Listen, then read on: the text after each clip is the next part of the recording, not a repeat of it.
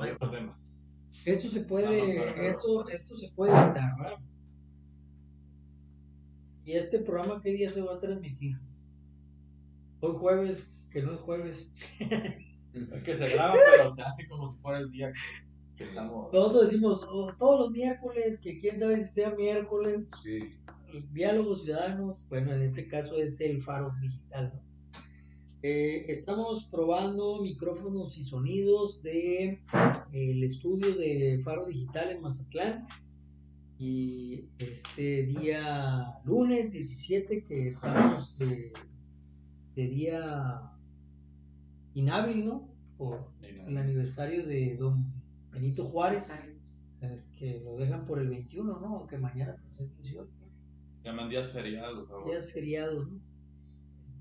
Antes lo decíamos como días festivos o días festivos. Días festivos. Bueno, en este calendario onomástico. ¿Sí?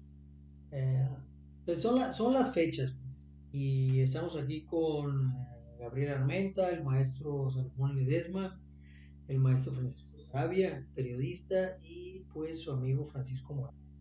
Vamos a probar esta grabación de Faro Digital como el primer programa de la propuesta de esta, esperemos que algún día sea estación de radio acá en Mazatlán, ¿verdad? Con la intención, con toda la mala intención de que así sea, ¿verdad? De que en su momento sea una estación de radio comunitaria y se logre generar el buen ejemplo, ¿no? Hay varios temas en la mesa, no podemos dejar de mencionar las fechas porque mañana pues es 18 de marzo, aniversario de la expropiación petrolera por parte del general Lázaro Cárdenas, y es una fecha muy importante. 21 de marzo, aniversario de Benito Juárez, también la primavera, que comienza la primavera. Y entonces el 8 de marzo, que ya pasó y que nosotros como machos heterosexuales no podríamos hablar de eso, pero aquí está la compañera Gabriela Armenta, que puede hablar del 8 de marzo sin ningún problema. Aquellas compañeras estrictas, ¿verdad? Del feminismo radical que dijeran que tienen que estar haciendo estos machirulos hablando del 8 de marzo. Pero bueno, en fin, hay suficiente tela de donde cortar y también está pues en puerta la elección de rector, la elección de la rectoría y de la UAS a partir de la reforma que se ha consolidado de la ley orgánica de la universidad, y entrará en elección, porque no es consulta, es una elección. Y ahí también hay que hablar del proyecto de universidad. ¿Qué tipo de universidad se genera ahí? En el andar de la vieja discusión, ¿no? Ciencias sociales versus ciencias exactas, ¿no? Ni son tan exactas, pero últimamente habría que plantear cuál es el destino de las humanidades en la Universidad Autónoma de Sinaloa. Salomón es licenciado en Derecho, tiene una maestría en Educación, está estudiando el doctorado en Educación y pues tiene toda la autoridad para platicar al respecto. Y su servidor pues es un transfuga de las ciencias exactas, porque yo tengo una ingeniería bioquímica, una licenciatura en pedagogía, una maestría en educación y un doctorado en geografía, entonces ando como que en los dos mundos, ¿no? Pero en fin, hay tela donde cortar. Tú dices por dónde comenzamos, hermano. Yo creo que la transición académica de la universidad en estos tiempos da pertinencia para tocar el tema de las ciencias sociales. Bueno, la universidad es amplia, diversa en conocimiento, hay otras áreas y yo creo que otros compañeros, otros académicos tendrán que tocar el tema de las matemáticas, la biología, etc. Pero en el tema de las ciencias sociales sí es muy importante definir el proyecto de universidad. En el fin de un ciclo, diríamos, en el fin de un ciclo y el inicio del otro se replantean todas las cosas. Las ciencias sociales son la base de la universidad. Si podemos hacer un poco de historia, los planes de estudio de la época de los 70, que eran planes de estudio eran planes de estudio en donde se daba la teoría económica, era teoría política. Estamos hablando de que los planes de estudio estaban enfocados totalmente a las ciencias sociales en la parte ideológica. Sin embargo, a partir de los 80 se vino haciendo un cambio y en los planes de estudio y en los planes de estudio de la universidad se empezaron a quitar todas las materias que tuvieran que ver con marxismo, que tuvieran que ver con incluso con Carlos, todo lo que hiciera referencia al socialismo o al comunismo. Entonces la universidad fue dejando poco a poco los planes de estudio y fue incorporando entonces materias de carácter técnico, por decirlo de alguna manera, y estamos hablando entonces de que las ciencias sociales fue tecnificando. Y eso lo puedo explicar también en un sentido de decir, el neoliberalismo en la universidad modificó los planes de estudio de tal manera que desapareciera toda la parte ideológica crítica del sistema. Y entonces este periodo ha terminó por la llegada de Andrés Manuel López Obrador a la presidencia de la República, terminó porque la universidad cerró un ciclo la rectoría pasada, pero entendamos entonces que el hecho de que Morena gobierne en Sinaloa, el hecho de que la sociedad eligió que gobernara la 4T, entonces la universidad está obligada a hacer un cambio, una adecuación, una transformación. Esa transformación pasa por recuperar en los planes de estudio muchas de las materias de las ciencias sociales, por ejemplo, que han desaparecido en la Facultad de Derecho, desaparece en la sociología, porque la sociología tiene una visión marxista, una visión social, en donde al estudiante le dicen, sí, aquí está la ley, pero la ley y la justicia nunca van juntos. La ley va adelante y la justicia viene atrás. Sí, perdón, sí, de hecho se pondera más la igualdad ante la ley antes que la justicia. Pero si nos vamos, entonces desaparece de los planes de estudio ese tipo de materias. Pero, y si tú vas a trabajo social, han desaparecido del plan de estudio todo ese tipo de materias. Vas a la facultad de educación, han desaparecido todo ese tipo de materias.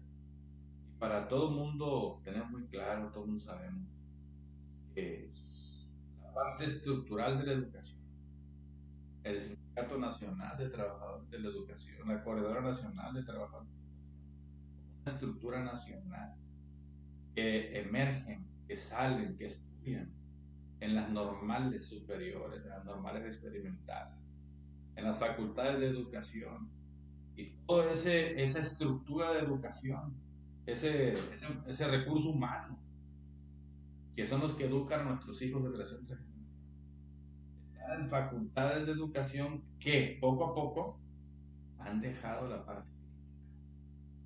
Entonces, cuando ellos aplican las teorías educativas a los niños, a los jóvenes, y son programas que ellos ahora enseñan sin un contenido. Es que ahí tendríamos que hablar de las continuas reformas que llevaron a cabo los neoliberales desde Miguel de la Madrid, pasando por Salinas de Gortari, hasta Enrique Peña Nieto, ¿no? Que fue una reforma de carácter laboral, que durante esos periodos, claro, Vicente Fox, Calderón, por supuesto, en la misma lógica.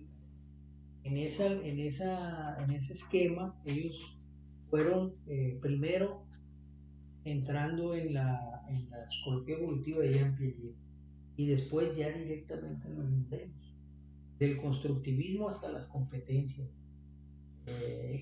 llegando incluso el último a los aprendizajes clave.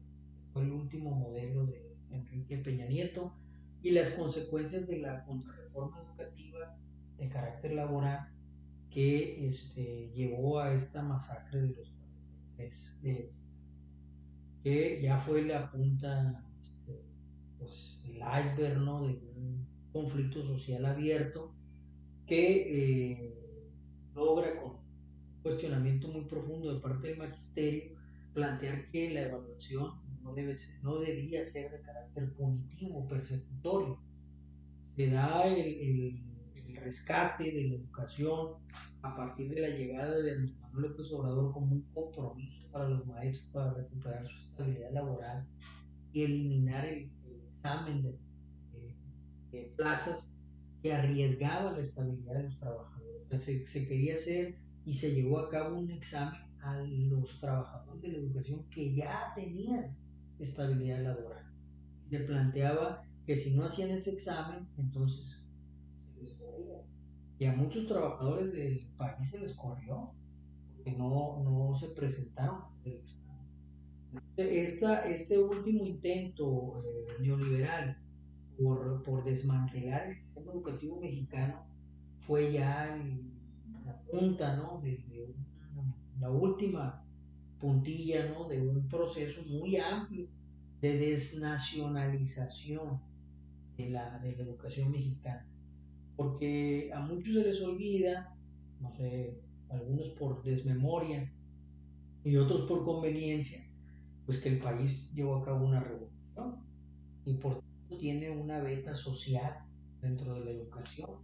Más allá de posturas de carácter ideológico marxista, viene una postura de justicia social producto de la propia Revolución Mexicana, ¿no?, en donde, por supuesto, todo el artículo tercero corresponde a esa demanda, el artículo 123, ¿no?, el artículo 27, ¿no?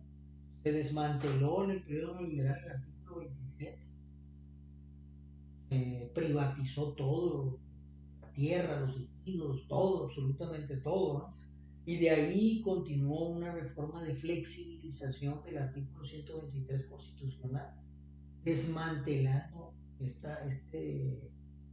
tres grandes artículos que son centrales en la justicia social. Luego se vinieron sobre el artículo tercero constitucional.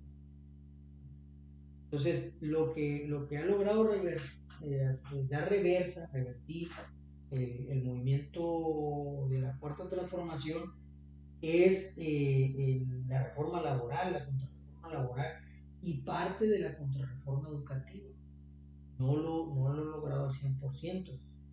En una expresión ahora de convertir, incluso reconocer en el CONACYT, ¿no?, humanidades, con esa sigla incorporándola al consejo, ahora lo que es la Secretaría de Ciencia, ¿no?, y Tecnología, porque antes no era una secretaría, ahora ya es una secretaría. Todo esto, por supuesto, como tú dices, ha impactado en los planes y programas de estudio de las humanidades dentro de la universidad, convirtiéndolas en gran medida en posturas de carácter pragmático, ¿no? O sea, en posiciones de carácter operativo. Son instrumentales, ¿no? Y eso lo hemos visto en los planes y programas de estudio a partir de la incorporación de la visión de las competencias, planeación por competencias, que es el último modelo de carácter neoliberal aplicado a nuestro país. ¿Por qué? Pues por el Fondo Monetario Internacional, por el Banco Mundial y por esas características. Echar atrás eso ha significado un problema. Sin embargo, la inercia está llevando a que desaparezcan carreras, los mencionados, sociales, el peligro de que desaparezca historia, que desaparezca antropología, que desaparezca que sociología que ya desapareció, ¿no? Pero incluso ciencias políticas, ¿no? En un momento determinado, por carreras que son de circunstancia, que nadie puede negar, pero que las humanidades tendrían que estar presentes en este contexto. ¿Cómo rescatar las humanidades? ¿Cómo lo hacemos? O sea, tendría que ser una pregunta obligada, ¿no?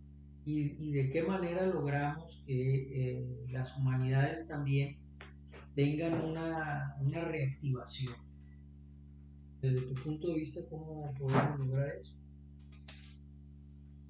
Realmente el replanteamiento de las ciencias sociales en la universidad tiene que ser un ejercicio, sí, de todos los universitarios, pero también de la autoridad y de los organismos competentes en la universidad.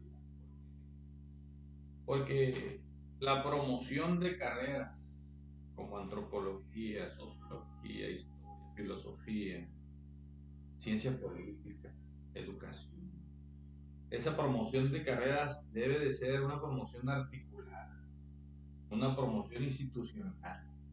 Y al mismo tiempo se deben de formar los colegios de egresados de cada una de esas carreras. El colegio de egresados de sociólogos, el colegio de sociología, los colegios de egresados de educación, los colegios de egresados de antropología. O sea, debe de ir permeando dentro de la universidad la recuperación, pero también fuera, los egresados, porque hay una pregunta que se hacen los jóvenes: bueno, si yo sociología, si yo antropología, ¿dónde voy a trabajar? El mercado de trabajo. Y platicando con algunos sociólogos me decían, es que la sociología tiene muchas aplicaciones, pero en México todavía no se encuentra esa. Pero nosotros entendemos que en Estados Unidos los sociólogos son muy contratados, muy cotizados, como asesores del Departamento de Estado, como asesores de legisladores, etcétera, etcétera, y son muy bien pagados. Ahora ya los corrieron, ¿no? Desapareció la USAID. Es cuando el Trump anda con un garrote detrás de ellos, ¿no? Bueno, pero por ejemplo, también tenemos Europa. En Europa sucede lo mismo. Se valora mucho al egresado de algunas áreas. En Brasil incluso, el gigante del sur, el presidente de la República, un sociólogo. Sin decir, sin poner hincapié en la visión que tuvieran ese tipo de sociólogos. Sin embargo, en México el sociólogo, el antropólogo es muy necesario.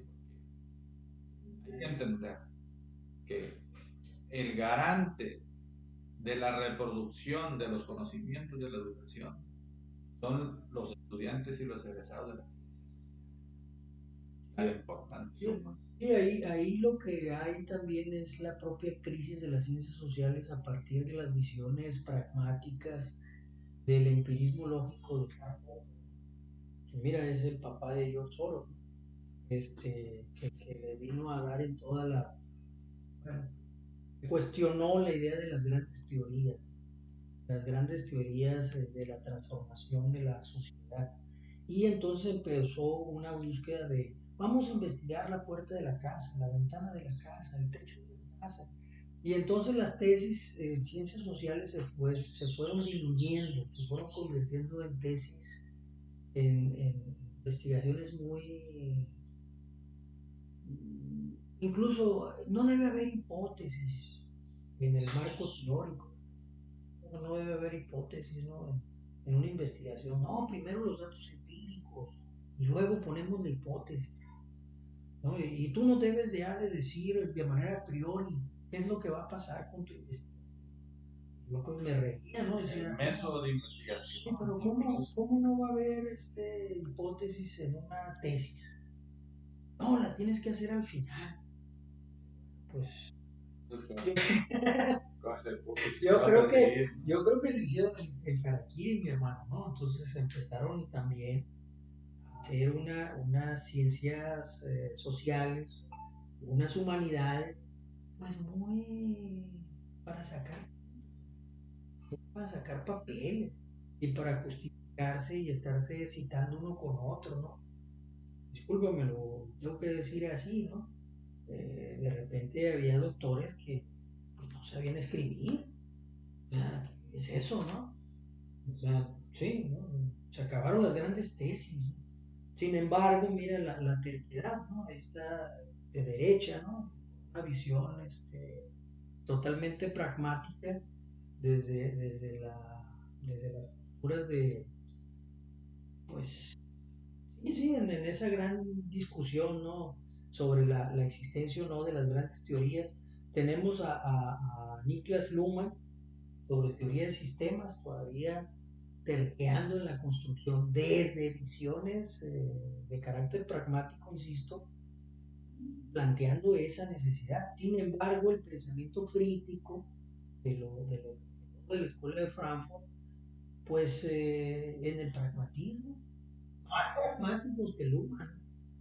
Entonces, eso también llevó a una situación en donde la debacle de las grandes teorías, la debacle epistemológica de las propias humanidades, ha tenido consecuencias. Yo preguntaba en una mesa, porque hubo un recorte de CONACYT de las humanidades en el año 2006-2007, y en una mesa de investigadores de la UNAM y del POLI les preguntaba, bueno, ¿qué es lo que ha hecho que el gobierno considere que las ciencias sociales, que las humanidades no tienen valor? ¿Qué hemos hecho nosotros? Pues nos hemos dedicado a simular, nos hemos dedicado a impedir que la juventud debata la realidad, cuestione la realidad, trastoque la realidad. No, no, no, no. Vamos a investigar la silla donde está sentado el maestro Salomón. ¿Cuál es el papel de la silla en un contexto como una herramienta de transformación de la realidad? Entonces, claro, estamos en una crisis, en un momento importante, que es la aplicación de una nueva ley orgánica en la Universidad Autónoma de Sinaloa, y tenemos discursos operativos. Esos discursos operativos siguen planteando que escuelas que no tengan tanta cantidad de alumnos, que desaparezcan las carreras. Bueno, entonces, esos discursos operativos a qué va a llevar.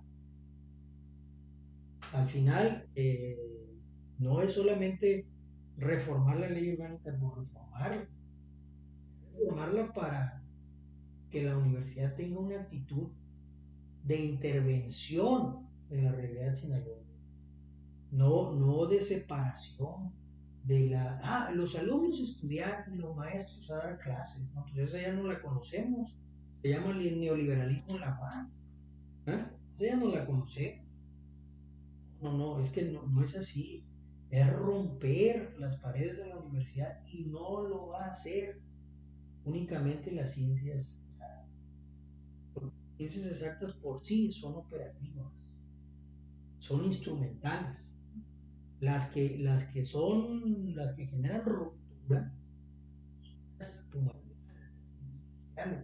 pero si hay una teoría revolucionaria, si no, también son operativas, también son pragmáticas. Y ahí es donde está el problema. Ya de por sí la universidad es expulsora de profesionistas. Sinaloa es expulsora de profesionistas. ¿Cómo generamos un mercado laboral? No es responsabilidad de la universidad. O sea, ahí es donde está el... Es que no se demandan a los historiadores aquí. No se demanda a los filósofos.